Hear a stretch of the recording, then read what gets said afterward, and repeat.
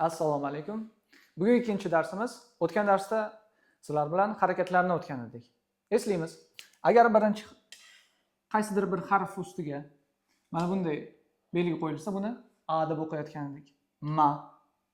Agar harf ostiga bu belgi qo'yilsa, i deb o'qiyotgan edik. Mi. 9 ga o'xshagan belgi qo'yilayotgan bo'lsa, buni u deb o'qiyotgan edik. Mu. Yumaloq belgi esa bu to'xtashni bildiradi. Ya'ni harfni o'zinigina o'qiysiz. M yoki t. Hech qanday a, i, u si yo'q. Ana endi bugungi darsdan sizga kerak bo'ladi katak daftar. Katak daftar olasiz. Bitta qizil, bitta ko'k ruchka olasiz. Mana shu narsalar bilan darsimizni davom ettirishimiz kerak. Sababi yozadigan narsalarimiz bor, ularni daftarga qayd etib borishingiz kerak. Bugungi darsimizdan arab tilidagi harflarga kirishni boshlaymiz. Birinchi harfimiz alif harfi. Har bitta harf, yodingizda saqlang, har bitta harf 4 ta ko'rinishga ega. Alohida, so'z boshida, so'z o'rtasida va so'z oxirida. Bu degani, qaysidir bir harf alohida yozilsa boshqacha, so'z boshida boshqacha, so'z o'rtasida boshqacha va so'z oxirida boshqacharoq yoziladi. Umuman tubdan farq qiladi demoqchi emasman, ayrim qismlari boshqacharoq yoziladi.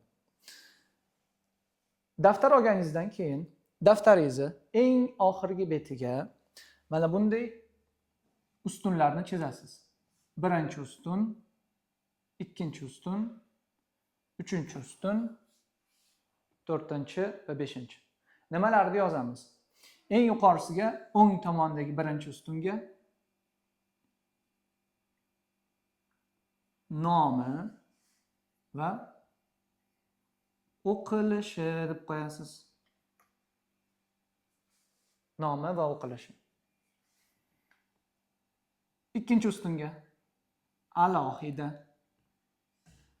Yangi harfni o'tganimizda mana shu yerga alohida ko'rinishini bu ustunga so'z boshida, bu ustunga so'z o'rtasida va bu ustunga so'z oxiridagi ko'rinishlarni yozib ketasiz. Birinchi harfimiz alif harfi. Nomi alif. Alif harfi. Alif harfi o'zi hech qanday tovushni bildirmaydi. Shuning uchun qavs ichini bo'sh qoldirdim. Alif harfini ko'rinishi mana bu chiziq chizib olaman. Sababi harflarni yozayotganimizda chiziqni ustida yoki ostida degan so'zlarni ishlataman. Ana shunda e'tibor berishingiz kerak. Qayerda yoziladi bu harf? Alif harfi chiziqni ustida boshlanadi va chiziqda to'xtaydi. Alohida ko'rinishi. Mana shu alif harfi. So'z boshida. So'z boshida ham xuddi alohidagi ko'rinishi kabi. Mana shu tarzda yozamiz. So'z o'rtasida.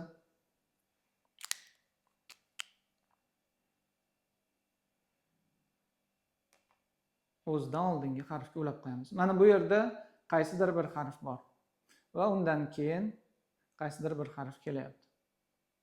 Arab tilida ham xuddi o'zbek tilidagi kabi harflar bir-biriga ulab yozilishi kerak.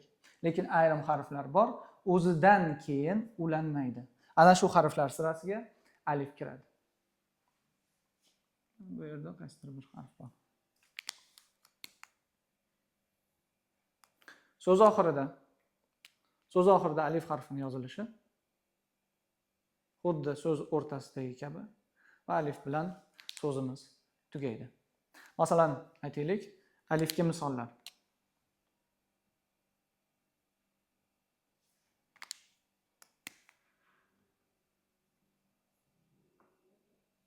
Mana bu yerga bitta so'z yozdim.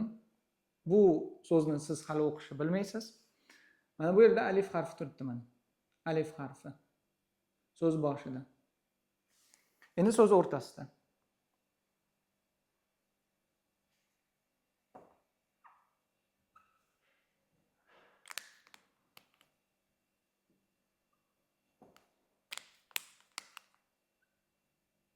Mana.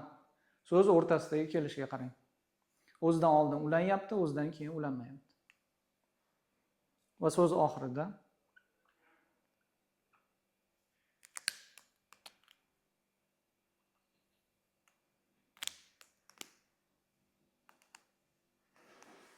oxirida kelyapti mana.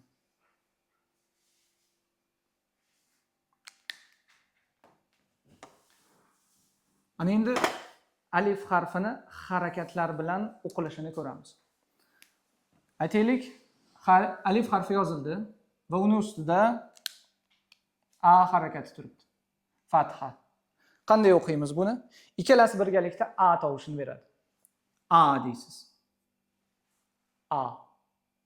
A. Agar alif kasra bilan, ya'ni i tovushi bilan kelsa, ikkalasi birgalikda i deb o'qiladi. I. I.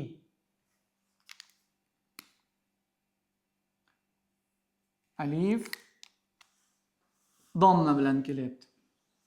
Endi ikkalasi birgalikda u deb o'qilishi kerak. U. U. A. I. U.